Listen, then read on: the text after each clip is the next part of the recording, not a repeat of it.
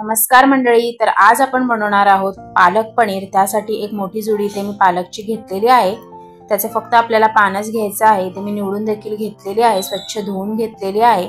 आता हे जे पालक आहेत हे आपल्याला वाफवून घ्यायचं आहे। तर तुम्ही कुकर मध्येही एक शिट्टी घेऊन वाफवून घेऊ शकता किंवा मी दाखवल्याप्रमाणे पातेल्यातही वाफवू शकता। तर हा जो तुम्हाला मी इथे ग्लास दाखवलेला आहे हा एक ग्लास पाणी घेतलेला आहे। आपल्याला जास्त पाणी देखील नाही घ्यायचं आहे आणि हा जो पाणी आहे हा आपल्याला नंतर पालकची ग्रेव्ही करण्यासाठी वापरायचा आहे।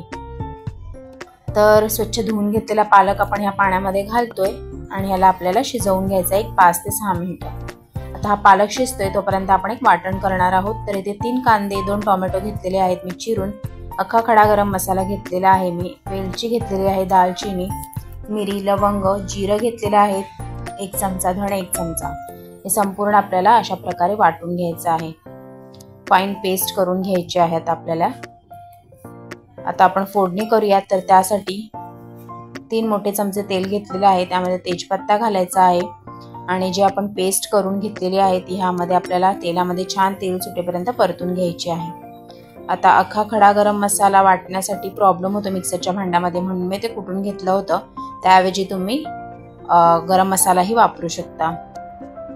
तर इथे ग्रेव्ही तुम्ही इथे बघू शकता शिजलेली आहे आपली। आता आपण जे पालक आहेत ते सुद्धा आपल्याला वाटून घ्यायचं आहे।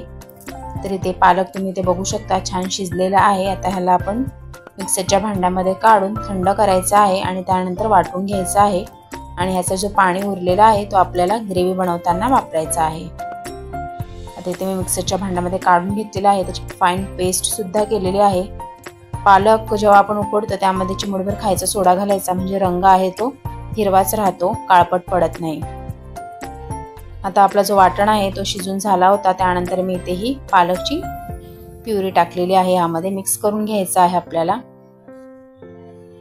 ते मिक्सरच्या भांड्याला थोडंसं पालक लागलेलं आहे, ते आपल्याला ह्यामध्ये पाणी घालून ते पाणी आहे ते ग्रेव्हीमध्ये घालायचं आहे।